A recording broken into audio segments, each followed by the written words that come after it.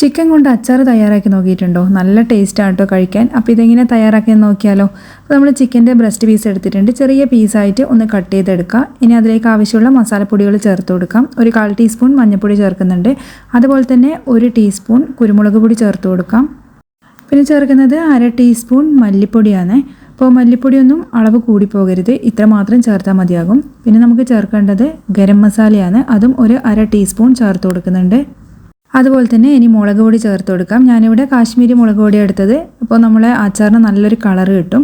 അപ്പോൾ നമ്മൾ എരിവിനനുസരിച്ചിട്ട് ഈ മുളക് പൊടിയൊക്കെ എടുക്കാം കേട്ടോ. ഞാനിവിടെ 2 ടീസ്പൂൺ എടുത്തിട്ടുണ്ട്. അതുപോലെ തന്നെ ആവശ്യത്തിനുള്ള ഉപ്പും കൂടിയും ചേർക്കാം.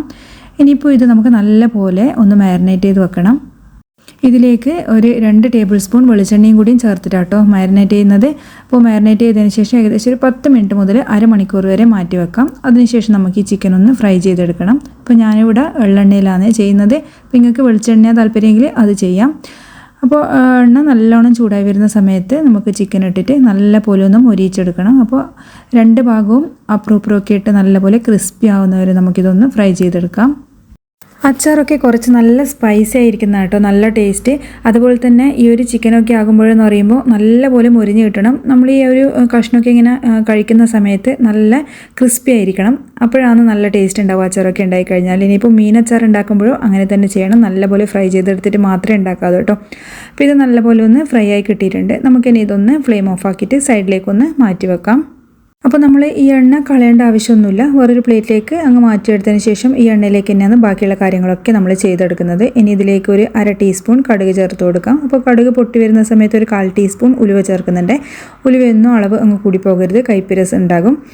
ഇനി അതിലേക്ക് നമ്മൾ കുറച്ച് വറ്റൽമുളകും ഇഞ്ചി, വെളുത്തുള്ളി, പച്ചമുളക്, അതുപോലെ തന്നെ കുറച്ച് കറിവേപ്പില ഒക്കെ ഒന്ന് കട്ട് ചെയ്തിട്ട് ചേർത്ത് കൊടുക്കുന്നുണ്ട്. അതുപോലെ ഇതിലേക്ക് ആവശ്യത്തിനുള്ള ഉപ്പും ചേർക്കാം. ഉപ്പ് ഒരുപാട് ചേർക്കരുത്, നമ്മൾ ചിക്കൻ ഫ്രൈ ചെയ്യുന്ന സമയത്ത് ചേർത്തതാണ്.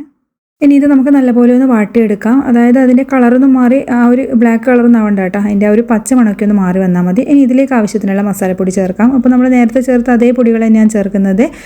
മഞ്ഞൾപ്പൊടി, മല്ലിപ്പൊടി, അതുപോലെ കുരുമുളക് പൊടി, ഗരം മസാല, അതുപോലെ തന്നെ മുളക് പൊടിയും ചേർക്കുന്നുണ്ട്. ഇനി ചെറിയ ഫ്ലെയിമിലിട്ടിട്ട് ഈ പൊടീൻ്റെയൊക്കെ പച്ചമണം ഒന്ന് മാറി വരുന്നവരെ നമുക്കിതൊന്ന് വഴറ്റിയെടുക്കാം. അതിനുശേഷം നമ്മളിതിലേക്ക് വിനാഗിരി ചേർത്ത് കൊടുക്കുന്നുണ്ട്. അപ്പോൾ വിനാഗിരി ഇപ്പോൾ ഞാനൊരു 1/4 കപ്പാണ് ചേർക്കുന്നത്. ഇനിയിപ്പോൾ ആവശ്യമുണ്ടെങ്കിൽ നമുക്ക് ചേർക്കാം. അപ്പോൾ വിനാഗിരി ചേർത്തിട്ട് ഒന്ന് തിള വരുന്നവരെ നമുക്കിതൊന്ന് വീണ്ടും ഒന്ന് കുക്ക് ചെയ്തെടുക്കണേ.